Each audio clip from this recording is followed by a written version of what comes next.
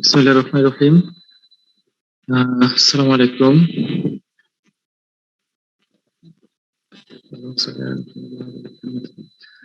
আমার কথা কি বোঝা যাচ্ছে? জি স্যার, আসসালামু আলাইকুম। ওয়ালাইকুম আসসালাম। আচ্ছা, আজকে তোমাদের টপিক হচ্ছে বার্থ ইনজুরি, এবং এখানে বার্থ ইনজুরি খুব বেশি কিছু না। এখানে সবকিছু তোমাদের লাগবে না। এখানে তোমাদের দুইটা জিনিস আলাদাভাবে একটু লাগবে, আর বাকিগুলো তোমাদের কিছু ছবি দেখতে হবে। বেশি বড় ক্লাস না ইনশাল্লাহ। তো অল্প সময়ের মধ্যে ইনশাল্লাহ শেষ হয়ে যাবে। তোমাদের গত ক্লাসে কোন টপিকটা ছিল? গত ক্লাসে যেটা করানো ছিল আমার সাথে ছিল নিউটন সেপসিস।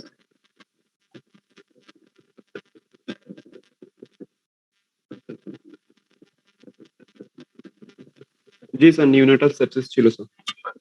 আচ্ছা, ওই ক্লাসের একটা জিনিস ক্লিয়ার করা দরকার। সেটা হচ্ছে যে নিউট্রাল সেপসিসে যেটা আর্লি অনসেট বা লেট অনসেট নিউট্রাল সেপসিসে আমরা একটা জিনিস আমার বলার ক্ষেত্রে একটু সমস্যা হয়েছিল। সেটা হচ্ছে যে বেশিরভাগ জিনিস ঠিক আছে একটা জায়গায়, যে এই নিউট্রাল সেপসিস আমরা কখন বলবো? এটা হচ্ছে যে যখন সিস্টেমিক একটা ম্যানিফেস্টেশনটা আসবে, এটা বলছিলাম। কিন্তু এখানে এটা ব্লাডের মধ্যে ব্যাকটেরিয়ামিয়া হওয়াটা এটা এখানে কন্ডিশন না। এটা ব্লাডে ব্যাকটেরিয়ামিয়া না হলেও তোমার হচ্ছে যে সেপসিসটা হতে পারে। তো এটা কিভাবে? এটা হচ্ছে যে ব্লাডে গেল না ব্যাকটেরিয়া বা ভাইরাস, তাহলে হচ্ছে যে আবার সিস্টেমিক ম্যানিফেস্টেশনটা কিভাবে হবে? কারণ সিস্টেমিক ম্যানিফেস্টেশন হলে যেটা নর্মালি ব্লাডে, ধরো একটা যে কোনো একটা সিস্টেমকে যখন একটা অর্গানিজম ইনভলভ করে, কথা কথা যে রেসপিরেটরি সিস্টেমকে ইনভলভ করলো, বা সিএনএস কে ইনভলভ করলো, বা জিআইটি কে ইনভলভ করলো, তখন দেখা যাচ্ছে যেখানে ইনফেকশনটা হোক না কেন, এখানে ইনফ্লামেটরি মেডিয়েটর কিছু আছে, সেগুলো রিলিজ হয়।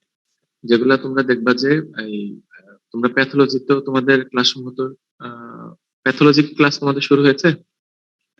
না স্যার, আমরা থার্ড ইয়ার স্যার, আমাদের কমিউনিটি মেডিসিন আর ফরেনসিক। আচ্ছা আচ্ছা, তাহলে তখন তোমাদের কাছে জিনিসগুলো ক্লিয়ার হবে। যে আমাদের ধরো ফিভার আসতেছে, ফিভার কেন আসতেছে? এগুলো হচ্ছে যে কিছু ইনফ্লামেটরি মেডিয়েটর আছে। প্লাস হচ্ছে যে যে কোনো একটা ইনফ্লামেশন যখন হয়, তো দেখা যায় যে অনেকগুলো ইনফ্লামেটরি মেডিয়েটর রিলিজ হয়। তো সেপসিসের ক্ষেত্রেও সেই জিনিসটা হয়, যে ব্যাকটেরিয়ামিয়া সহ হলে তো অবশ্যই সেপসিস। ব্যাকটেরিয়ামিয়া মানে হচ্ছে যে ব্লাডে তোমার এই ব্যাকটেরিয়াটা সিস্টেমিক সার্কুলেশনে ব্যাকটেরিয়াটা তোমার মাল্টিপ্লিকেশন হচ্ছে, সেটা। কিন্তু এটা যদি নাও হয়, কিন্তু কোন একটা সিস্টেমকে ইনভলভ করলো, কিন্তু ওইখান থেকে ইনফ্লামেটরি মেডিয়েটর গুলো রিলিজ হয়ে যখন এটা সিস্টেমিক সার্কুলেশনে আসলো, তখনও কিন্তু সিস্টেমিক রেসপন্স হবে। এটাকে আমরা ওই দিন বলছিলাম কি, সিস্টেমিক ইনফ্লামেটরি রেসপন্স সিনড্রোম। কথা একটাই, কিন্তু এখানে যে জিনিসটা একটু গ্যাপ আছে সেটা হচ্ছে যে সবসময় যে ব্যাকটেরিয়া বা ভাইরাস বা অর্গানিজম সিস্টেমিক সার্কুলেশনে আসতে হবে এমন কোনো কথা নেই। এটা হচ্ছে যে যে কোনো একটা সিস্টেম যদি ইনভলভ হয়, আমরা যদি একটা ছোট বাচ্চা নিওনেটের বাচ্চার যদি আমরা নিউমোনিয়া পাই, সেটাকেও আমরা সেপসিস বলবো। যদি এনকেফালাইটিস পাই, সেটাকেও আমরা সেপসিস বলবো। অর্থাৎ ওভারঅল বেশিরভাগ সিস্টেমিক ডিজিজ যেখানে হচ্ছে যে সিস্টেমিক রেসপন্সটা হবে, সেখানে আমরা একে আহ, হচ্ছে যে সেপসিস বলবো। আচ্ছা, আজকের ক্লাসের এটাতে আসি আমি। আজকের ক্লাসের যে টপিকটা, এটা তোমাদের লেভেলে সবচেয়ে ভালো আছে হচ্ছে আবিদ মোল্লা স্যারের বইতে। এবং তোমরা এটা অবশ্যই, আমি কয়েকটা পিকচার দিচ্ছি আবিদ মোল্লা স্যারের বই থেকে, এবং এটা অন্য জায়গায় এত সুন্দরভাবে সাজানো গুছানো নাই। তোমরা আবিদ মোল্লা স্যারের বইতে, আমার কাছে তো যেটা ফিফথ এডিশন, ঠিক আছে, ফিফথ এডিশনের ক্ষেত্রে হচ্ছে যে 88 পেজ থেকে তোমার 90 পেজ পর্যন্ত, ঠিক আছে। এই দুইটা পেজের ছবিগুলো তোমরা দেখে নিবা। আর আমি এখানে স্ক্রিন শেয়ার দেখাচ্ছি, আবার তোমাদের মনিটরের কাছে দিয়েছি, সেই পদ্ধতি দিবা। আমি একটু স্ক্রিন শেয়ারে যাচ্ছি, তোমরা যদি দেখতে কোনো সমস্যা হয় তোমরা তোমাদের হোয়াটসঅ্যাপ থেকেও এটা দেখতে পারবা। আর যদি সাউন্ডের কোনো সমস্যা হয় আমাকে একটু মেসেজ দিয়ে যাবে, ঠিক আছে। অথবা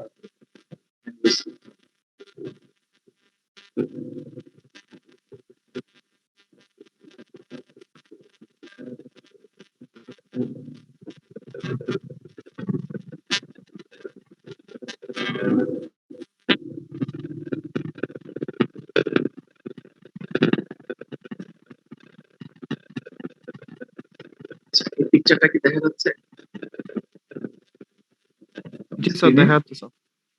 আচ্ছা, তোমরা একটা জিনিস দেখো এখানে, এখানে বাট আমি ওই ফার্স্ট এডিশন রেগুলারে যাওয়ার আগে তোমাদের কাছে ছবিটা একটু ক্লিয়ার করে দিতে চাচ্ছি।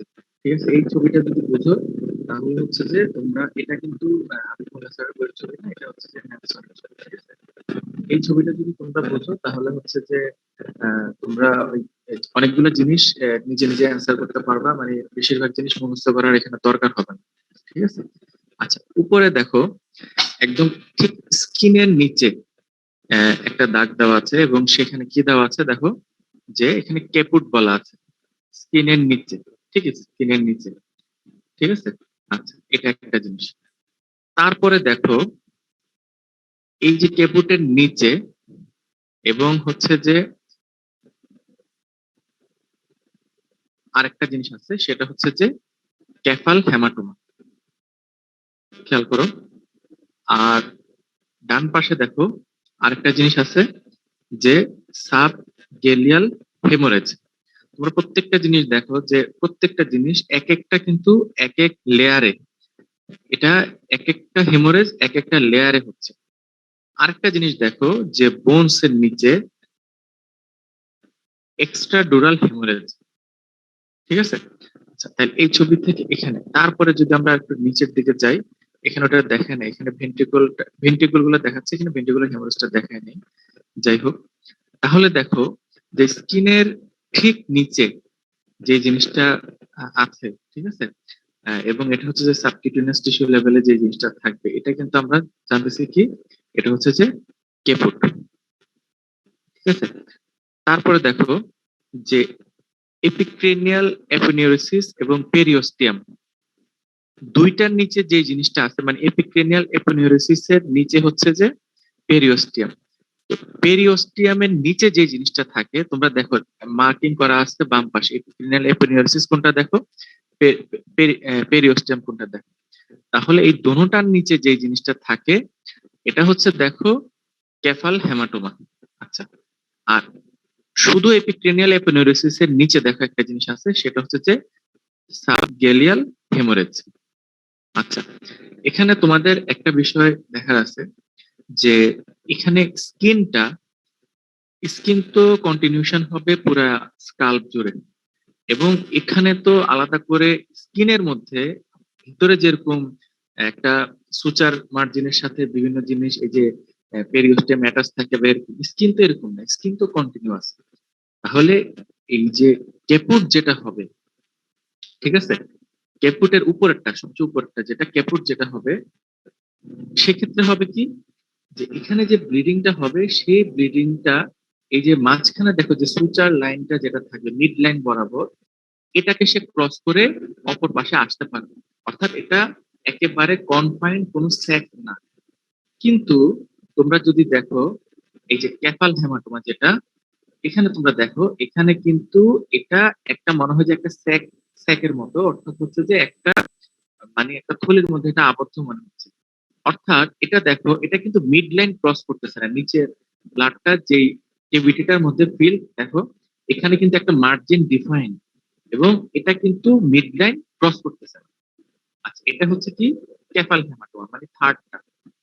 সেকেন্ড যেটা আমি বললাম যে সাব এপিনিউরিসিস এপিক্রিনিয়াল এপিনিউরিসিসের নিচে এটা হচ্ছে কি সাব গেলিয়াল হেমোরেজ।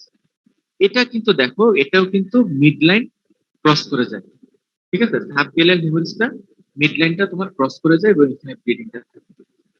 তো এখানে তোমার তাহলে একটা জিনিস মনে রাখার কথা, একটা ইম্পর্টেন্ট জিনিস আমি যেটা বললাম সেটা হচ্ছে যে ক্যাফাল হেমাটোমা যেটা, সেটা কখনোই মিড লাইন ক্রস করবে না। এই কথাটা শুধু এই ছবিটা থেকে তোমরা মনে রাখো, বাস এটুকু। এর নিচে কিন্তু দেখো বোনস আছে, যেটা আমরা পরবর্তীতে আসতেছি। আচ্ছা, এখন তোমরা প্রথম আমরা বার্থ ইনজুরির আগে ক্লাসিফিকেশনে যাব, এটা তোমাদের দরকার, এটা তোমাদের রিটেন পরীক্ষার জন্য দরকার। ঠিক আছে, classification এর এই। প্রথম দেখো এখানে বলছে যে কমন বার্থ ইনজুরি। যদি আমার কথা শোনা যাচ্ছে এখন পর্যন্ত? জি স্যার। আচ্ছা, দেখো কমন বার্থ ইনজুরি এটা হচ্ছে যে আবিদুল্লাহ স্যারের বই থেকে এই চান্সটা নেওয়া। তোমরা দেখো যে কমন বার্থ ইনজুরি এখানে বিভিন্ন সাইট আছে। তোমরা অনেকে বার্থ ইনজুরি বলতে আমাদের প্রথম মাথায় আসে হচ্ছে যে হেডের কথা, কারণ হচ্ছে আমরা সবসময় এই জিনিসটার মধ্যে ফোকাস করি। এখানে এই যে যে জিনিসগুলো বললাম, ক্যাপাল হেমাটোমা এবং কেপুর সার্কিলেনম, এই দুইটা জিনিস আছে কিনা আমরা দেখি, কারণ এটা একটু প্রমিনেন্টলি আমাদের চোখে পড়ে। আর গার্জিয়ানরাও এটা নিয়ে খুব টেন্স থাকে যে আমার বাচ্চার মাথায় আঘাত হলো, কেন হলো, কি হবে। কিন্তু অন্যান্য অনেক রিজন কিন্তু আমরা অনেক সময় মিস করে যাই। আর ছোট বাচ্চাগুলো ম্যানিফেস্টেশনটাও ভালোভাবে হয় না, আর আমরা অনেক সময় ভালোভাবে দেখি না। এই জিনিসগুলো যাতে খেয়াল থাকে। তাহলে এখন একটা জিনিস দেখো, হেড এবং নেক রিজন এখানে বলাই আছে, এটা হচ্ছে কমনেস্ট রিজন অফ ইনজুরি। এখানে কি কি আছে, যে কেপুর সার্কিডেনাম, ফেশিয়াল অ্যাব্রেশন মানে ফেসের মধ্যে কোনো আঘাত আছে, ক্যাফাল হেমাটোমা সেটা বললাম, সাব এপিডার্মিস হেমারেজ অর্থাৎ সাব গেলিয়াল হেমারেজ যেটা বললাম, আরেকটা আছে ফেশিয়াল নার্ভ পলসি আর ইন্ট্রাক্রেনিয়াল হেমারেজ। এগুলো এখানে একটা কথা বলে রাখি যে ইন্ট্রাক্রেনিয়াল হেমারেজ যেটা, এটার সাথে একই সাথে ইন্টারভেন্ট্রিকুলার হেমারেজ থাকে। এটা মনে রাখবা যে বার্থ ইনজুরি যেটা একটা ফ্যাক্টর, তবে এটা মেইনলি প্রিটার্ম বাচ্চাদের বেশি হয়। ঠিক আছে, এটা একটা জিনিস। আচ্ছা, তারপরে দেখো যেটা আসবে যে brachial plexus, brachial plexus, facial nerve, phrenic nerve, এই তিনটাতে তিন ধরনের পলসি হয়। এটা তোমাদের তো পরীক্ষায় সম্ভবত এমসিকিউ থাকে। তো সেক্ষেত্রে যদি এমসিকিউ থাকে বা চার্টে তো লাগবে, প্রত্যেকটা জিনিসের নামগুলো তোমাদের লাগবে। যেমন এটা তোমরা তো আগেই পড়ছো, অ্যানাটমিতে পড়ছো যে ব্রাকিয়াল প্লেক্সাসের যদি পলসি হয় সেটার নাম হচ্ছে আর্চ পলসি, ফেশিয়াল নার্ভ, ফেশিয়াল নার্ভের পলসি আর ফ্রেনিক নার্ভের পলসি, আর এই টোটাল তিনটা। আচ্ছা, তারপর হচ্ছে যে দেখো যে যে শোল্ডার জয়েন্ট যেটা আছে এবং হ্যান্ডে, এবং বিভিন্ন বোনস গুলোর মধ্যে আমার কমন ফ্র্যাকচারটা কি আছে, একটা হচ্ছে ক্লাভিকল ফ্র্যাকচার, হিউমেরাস ফ্র্যাকচার, আর একটা হচ্ছে যে ফিমার ফ্র্যাকচার। এটা হচ্ছে যে বাচ্চাদের ক্ষেত্রে কমন। এই তিনটা আর অন্য জায়গায় ফ্র্যাকচার হতে পারে, কিন্তু এটা হচ্ছে কমন গুলো। হচ্ছে যে fracture of clavicle, fracture of humerus, fracture of femur. আর আই ইনজুরিতে কি হতে পারে, যে সাবকনজাংটিভাল হেমোরেজ, আর একটা হচ্ছে যে রেটিনাল হেমোরেজ হতে পারে। আর এরপরে আসো যে সফট টিস্যু। সফট টিস্যু হচ্ছে যে এক্সাইমোসিস, অ্যাব্রেশন, এগুলো কোনো স্পেসিফিক জিনিস না, এটা যে কোনো জায়গায় হতে পারে। আর অ্যাবডোমেনে হচ্ছে যে injury to liver, injury to spleen, যদি বাচ্চাকে খুব আহ, যে তার হ্যান্ডলিং এর সময়, বাচ্চা ডেলিভারির সময় বিভিন্ন ইনস্ট্রুমেন্ট ইউজ করা হচ্ছে, প্লাস হচ্ছে যে খুব বেশি যদি টানা হেঁচড়া করা হয় সেখানে, সেখান থেকে এই জিনিসগুলো হতে পারে। তাহলে এখানে তোমাদের কমন যে জিনিসটা মনে রাখতে হবে সেটা হচ্ছে যে হেড এবং নেক রিজনের। এখানে আমি একটা জিনিস বলে রাখি, আই ইনজুরি যেটা হয়, এটা আসলে আমরা যখন একটা বাচ্চাকে ডেলিভারির সময় বের করা হয়, তার অনেক জায়গায় আমরা হাত দিয়ে জিনিসটা করি এবং হচ্ছে যে অনেক জায়গায় তার প্রেশার পড়ে, ফেসে প্রেশার পড়ে, চেস্টে প্রেশার পড়ে, বিভিন্ন বোনসের উপর প্রেশার পড়ে। ঠিক আছে, তো কখনো কখনো এই ফেশিয়াল প্রেশারটা যখন পড়ে তখন কিন্তু তার সাবকনজাংটিভাল হেমোরেজটা তোমার হতে পারে। এবং এটা নিয়ে আসলে যখন এরকম কিছু দেখবা, এটা নিয়ে আসলে নর্মালি টেস্ট হওয়ার কিছু নাই, যদি ইনজুরিটা কোনো ইনস্ট্রুমেন্ট দিয়ে সরাসরি ইনজুরি না হয়। ঠিক আছে, প্রেশারের কারণে যে ইনজুরিটা হবে এবং এটার কারণে সাবকনজেক্টিভাল স্পেসে অনেক সময় দেখবা যে একটু লাল হয়ে আছে, এটা পেশেন্ট পার্টিকে ইন্স্যুরেন্স করতে হবে যে ইনশাল্লাহ এটা আস্তে আস্তে সেরে যাবে। এটা ইনশাল্লাহ কোনো মেজর কিছু না, এটা বাচ্চার জন্মের পর অনেকের হতে পারে। আচ্ছা, কিন্তু আমাদের যে জিনিসগুলো মিস করা যাবে না, এই যে পলিসি যে জিনিসগুলো আছে, এবং ফ্র্যাকচার যে জিনিসগুলো আছে এগুলা খুব মানে ইম্পর্টেন্ট জিনিস। এবং এগুলা থেকে যে জায়গায় ফ্র্যাকচার থাকে সেই জায়গায় ব্লিডিংও থাকে, সেই জায়গা থেকে ইনফেকশনও হতে পারে। আবার এটার জন্য র্যাপিড ম্যানুভারেরও দরকার আছে, অর্থোপেডিক্স এর কনসালটেশনও দরকার আছে। আর ব্রেইনের যে জিনিসগুলা সেই জায়গায় কিছু কিছু জিনিস আছে যেখানে কনসালটেশন দরকার হতে পারে। তাহলে এটাগুলো একটা, এটা আমরা ক্লাসিফিকেশনটা তাহলে করে নিলাম। তারপরে আমরা নেলসন থেকে আগে কিছু জিনিস আমরা দেখে নিব, তারপরে আমরা আবিদ মোল্লা স্যারের চার্টে তোমার চলে যাব।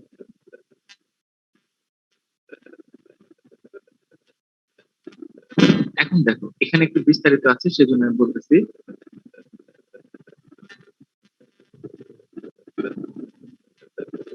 এই যে দেখো কেপুট সাকসিডেনাম, কেপুট সাকসিডেনাম তাহলে কি বলা আছে যে দেখো তোমাদের পরীক্ষায় অনেক সময় এরকম করে, আমার কথা বোঝা যাচ্ছে? জি স্যার। Yes, sir. আচ্ছা শোনো, তোমাদের পরীক্ষায় দেখবা যে অনেক সময় লং কোশ্চেন যেগুলো থাকে সেখানে একসাথে দুইটা কিংবা তিনটা জিনিসের এবিসি দিয়ে এখানে টিকা লেখার জন্য বা শর্ট নোট লেখার জন্য দেওয়া থাকে। তাহলে কেপুট সাকসিডেনাম এবং হচ্ছে যে ক্যাফাল হেমাটোমা, এই দুইটা জিনিস কিন্তু এই যে শর্ট নোটের জন্য খুব খুব ইম্পর্টেন্ট। আবিদ মোল্লা স্যারের বইতে একটু শর্ট আকারে আছে, আমি তোমাদেরকে এই স্লাইডটা এই কারণে দিলাম যাতে করে তোমরা এই জিনিসটা থেকে আরো কিছু জিনিস তোমরা অ্যাড করতে পারো। আচ্ছা আমি এখানে বলে যাচ্ছি, এখানে একটা জিনিস যে কেপুট সাকসিডেনাম আমি বলছি যে এটা আগে বলছি যে স্কিনের নিচে থাকবে, হ্যাঁ। এবং এটা বলছে কি যে is a diffuse sometimes ecchymotic oedematous swelling of the soft tissue of the scalp involving the area presenting during vertex delivery. আচ্ছা, it may extend across the midline and across suture line. এই কথাটা আমি তোমাদেরকে আগে বলছি যে এটা mid line cross করে যাবে, এটা একটা ইম্পর্টেন্ট পয়েন্ট।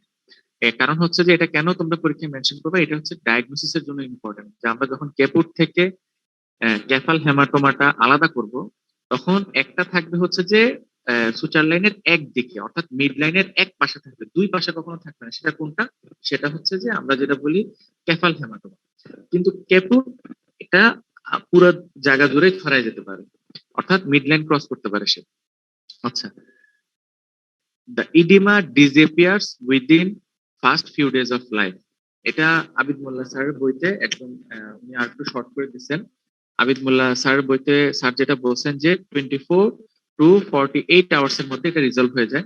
তো ফার্স্ট ফিউ ডেজ বললে এটা সেফ, কারণ হচ্ছে যে এটা 2 দিনের মধ্যেও সবার ক্ষেত্রে নাও সারতে পারে, এটা আরো 2-1 দিন সময় অনেকের ক্ষেত্রে লাগে। তো সেই জিনিসটা।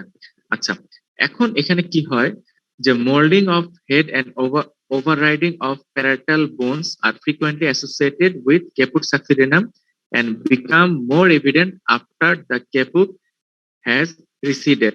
They disappear during the first few weeks of life. আচ্ছা, এখন একটা জিনিস দেখো যে এই যে একটা মানে ইনজুরির মতো একটা ফিচার হলো, এটা একটা বিনাইন ইনজুরি, এটা এমন কোনো সিভিয়ার কোনো ইনজুরি না। তো এটা কেন হয় যে আহ, যখন জেনিটাল ট্র্যাক্ট দিয়ে বাচ্চার হেডটা তখন বের হয়, তখন হচ্ছে কি স্পেস কমানোর জন্য সেখানে এক বোনসের উপর আরেক বোনসের এখানে মোল্ডিং হয়, ঠিক আছে? তো এই কাজটা যখন হয় তখনই আসলে এই জিনিসটা ঘটে। এবং তখন বার্থের সময় আসলে এই জিনিসটা ঘটে। এটা একটা বিনাইন প্রসিডিউর, এটা একটা নর্মাল ফিজিওলজি, এবং এটা নিয়ে আসলে খুব বেশি দুশ্চিন্তার কিছু নাই। এখন এখানে যেটা বলা আছে যে রেয়ারলি, খুব মাঝে মধ্যে হচ্ছে যে haemorrhagic caput may result in shock and require blood transfusion. এটা খুব রেয়ার, ঠিক আছে?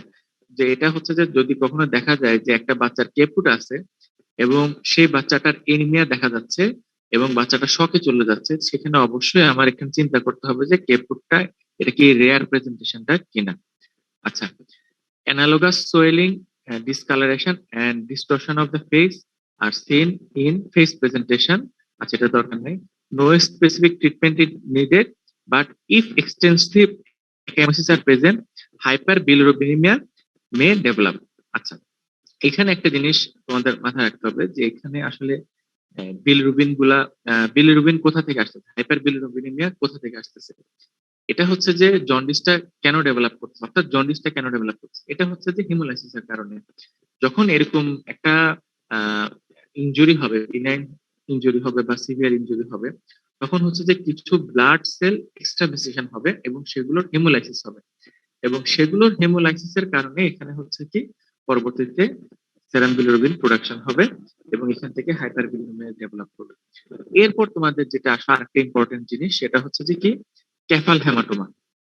এখন দেখো এটা কোন স্পেসি ছিল, এটা কিন্তু এপেনেউরিসিসেরও নিচে এবং পেরিওস্টিয়ামের নিচে, এবং স্পেসিফিক যদি আমি বলি এটা হচ্ছে যে সাব পেরিওস্টিয়াল স্পেসে আছে, মানে সাব পেরিওস্টিয়ামে আছে, এবং হচ্ছে যেটা কি sub periosteal haemorrhage and thus always limited to the surface of one cranial bone। অর্থাৎ এটা হচ্ছে যে মিডলাইন তো ক্রস করবেই না, এবং হচ্ছে যে একটা ক্রেনিয়াল বোনকে ইনভলভ করবে। নর্মালি এটা কোথায় থাকবে, আমাদের যে বাচ্চাদের যে প্যারাইটাল বোন আছে সেটার বরাবর থাকবে। আচ্ছা, ক্যাফাল haematomas occurs in 1 to 2% live birth.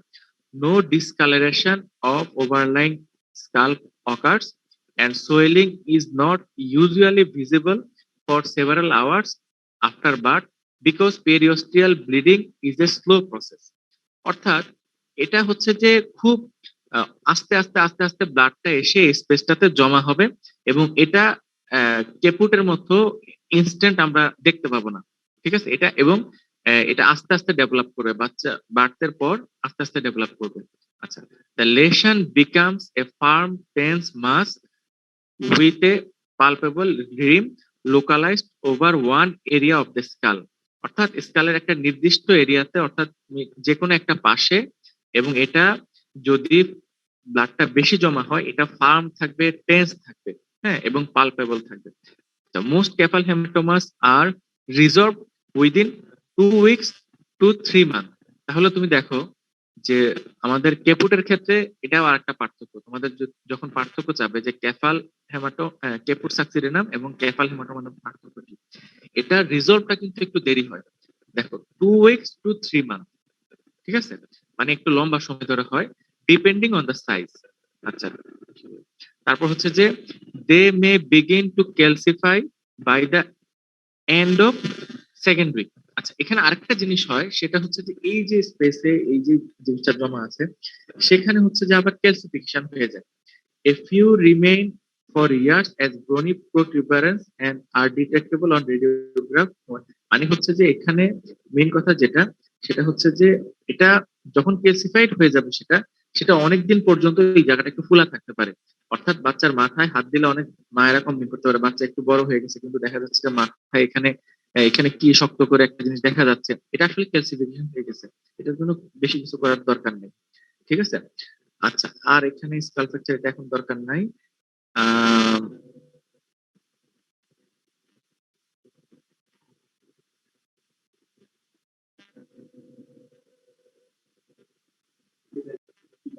আচ্ছা, এরপরে আসো যে a sensation of central depression suggesting but not indicative of underlying fracture or bony defect is usually encountered on palpation of the organized rim of Kaplan hematoma. Kaplan hematomas require no treatment, although phototherapy may be necessary to treat hyperbilirubinemia. Infection of the hematoma is a very rare complication। তাহলে তোমরা দেখো একটা জিনিস, যে কেপুট সাক্সিডেনাম এবং ক্যাফাল haematoma এই দুইটা জায়গাতেই আসলে নর্মাল ক্ষেত্রে কোনো তোমার ম্যানেজমেন্টের দরকার হয় না, এখানে আমরা শুধু অপেক্ষা করবো। আচ্ছা, এখানে একটা স্পেশাল জিনিস আমি তোমাদেরকে যেটা বলছি সেটা হচ্ছে যে কেপুটের ক্ষেত্রে ছিল যে রেয়ারলি এখানে ব্লিডিংটা একটু মেসিভ হতে পারে, সেক্ষেত্রে তোমাদের কি করতে হবে, সেক্ষেত্রে আমাদের হচ্ছে যে খেয়াল করতে হবে যে এখানে এনিমিয়া আছে কিনা, বাচ্চাটা শকে চলে যাচ্ছে কিনা। এনিমিয়া এবং শক যদি থাকে এবং হচ্ছে যে এখানে সাথে সাথে যদি আমার কেপুট থাকে, অবশ্যই আমাকে ব্লাড ট্রান্সফিউশনের কথা চিন্তা করতে হবে। তারপরে এখানে একটা পিকচার দেওয়া আছে, নেলসনের পিকচার দেখো তোমরা।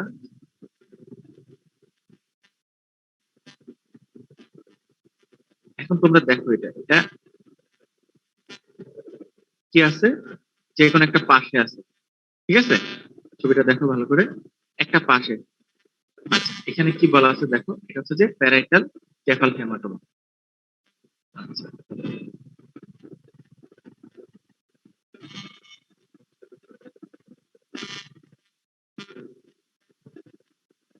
এগুলো দরকার নেই এখন, সাবক্লিনিয়াল হেমোরেজ বা এগুলো তোমাদের এখন দরকার নাই। এখন আমরা সরাসরি আবিদ মোল্লা স্যারের ছবিতে চলে যাব, ঠিক আছে? এটা আর 5 মিনিটের মধ্যে এগুলো ইনশাল্লাহ হয়ে যাবে। আচ্ছা এখানে দেখো আবিদ মোল্লা স্যারের বইতে প্রথম দেওয়া আছে যে টেপুট সাকসিডেনাম। এখন তুমি দেখো এই ছবিটা যারা দেখতেছো, দেখো এটা কি শুধু এক লাইন বরাবর আছে, মাথার এক পাশে আছে? মনে হচ্ছে না যে পুরো মাথাটা জুড়ে আছে পিছন সাইডটাতে? এটাই হচ্ছে যে তোমার টেপুট সাকসিডেনাম। এটা হচ্ছে কি বলা আছে যে subcutaneous fluid collection in the soft tissue of the skull that is presented during vertex delivery, has poorly defined margin and can extend over the midline। এগুলো সব বলা হচ্ছে আগে, এটা এই লাস্টের লাইনটা বলা, তোমরা just ছবিটা দেখে নাও, ঠিক আছে? যে এটা মিড লাইন ক্রস করে যাবে এবং হচ্ছে যে এটা সুচার লাইনটা ক্রস করে যাবে, এটাই একটা কথা। এরকম একটা ছবি। তারপরে দেখো এটা হচ্ছে যে ক্যাফাল হেমাটোমা। দেখো ছবিটাতে একদম সুন্দর বোঝা যাচ্ছে, এটা শুধু একটা সাইড এবং প্যারাটাল বোনসের উপরে, এবং এটা হচ্ছে যে দেখবা যে টেন্স মার্জিনটা থাকবে। হ্যাঁ, এখন এখানে কি বলা আছে দেখো, যে subperiosteal collection of blood which does not cross the suture line, present as a soft fluctuant mass usually over the parietal bone। আচ্ছা এখানে একটা কথা আছে যে এখানে স্যার যেটা বলছেন যে সফট ফ্লাকচুয়েন্ট মাস, এটা সবসময় যে নেলসনের আমি যে কথাটা বললাম এই জন্য তোমাদেরকে স্লাইডটা দেখালাম যাতে কনফিউশন না হয়। ওইখানে বলা আছে কিন্তু এটা টেন্সড হতে পারে, টেন্সড হতে পারে, খুব টেন্সড হতে পারে। এখানে যে সবসময় একেবারে সফট হবে তা কিছু না। এবং এটা পরবর্তীতে কি হতে পারে যে ক্যালসিফিকেশন হতে পারে। তাহলে হচ্ছে যে তখন কিন্তু আর এই সফটটা থাকবে না। এটা হচ্ছে যে নর্মাল প্রেজেন্টেশনের কথা বলছে, যে নর্মালি এটা present soft fluctuant mass usually over the parietal bone, usually resolve within 2 weeks to 3 months। এটা ঠিক আছে কথা। কেন তোমার এটার ক্ষেত্রে জন্ডিস দেখা দিতে পারে কেন? Hemolysis of collected blood may increase jaundice. গেল এটা।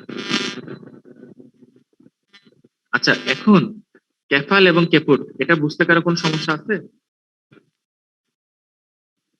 এই দুটো কিন্তু নো খুব স্যার। ইম্পর্টেন্ট, ঠিক আছে? তারপরে এটা আবিদ মোল্লা স্যারের বইয়ের একটা ছবি, এপিক্টেনেলা প্রোনোসিস, এবং এটা এই ছবিটা এবং নেলসনের ছবিটা তোমরা মিলিয়ে নিবা, এটা আমি আগে দেখাচ্ছি। আচ্ছা এরপর আসো আর কিছু ছবি তোমরা দেখে নাও, এখানে বেশি কিছু দরকার নেই। ওই যে সাবগেলিয়াল হেমোরেজ যেটা ওই যে ছবিতে বলছিলাম, এটা কেমন হয় এটা দেখে এটা বেশি তোমাদের জরুরি না তোমাদের জন্য। ইনজুরি অফ দ্য ফেস, অর্থাৎ কি ধরনের একটু যদি মিসহ্যান্ডেলিং হয় ফেসের কি ধরনের প্রেজেন্টেশন হতে পারে তোমরা এই ছবিটাতে দেখতে পারবা, ঠিক আছে? আচ্ছা তারপরে আসো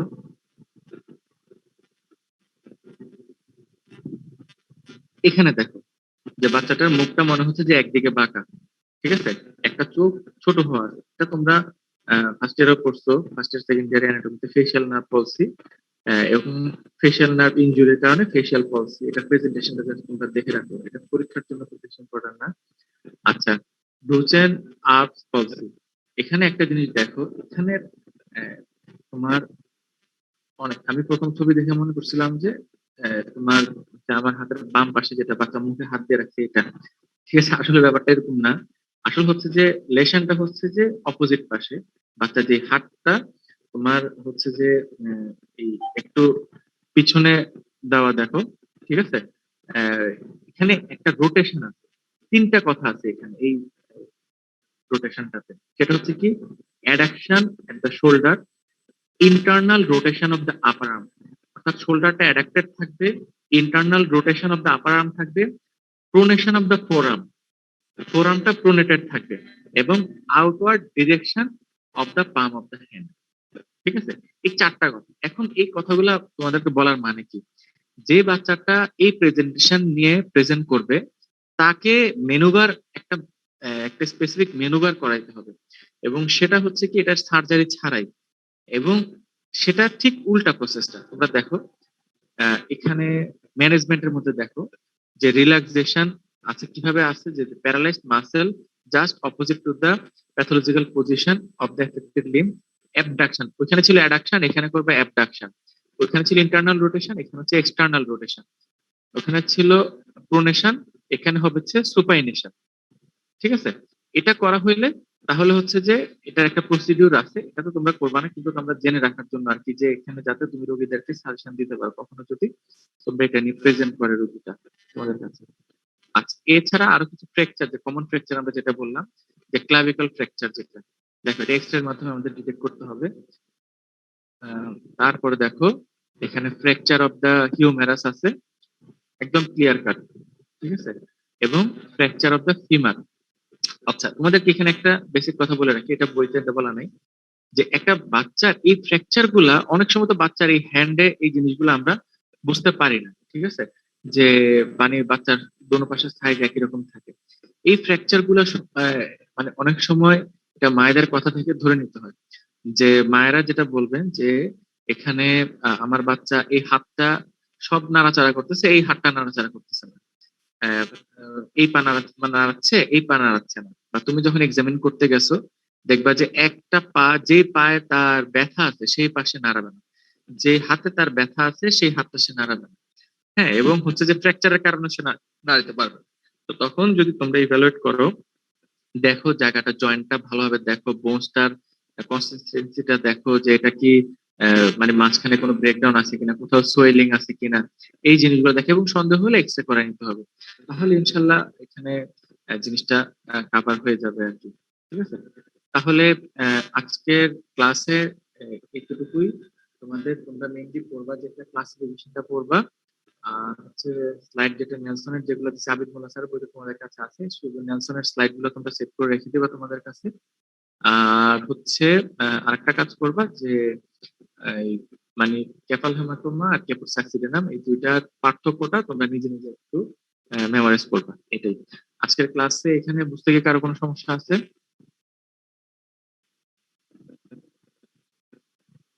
নো স্যার। No sir.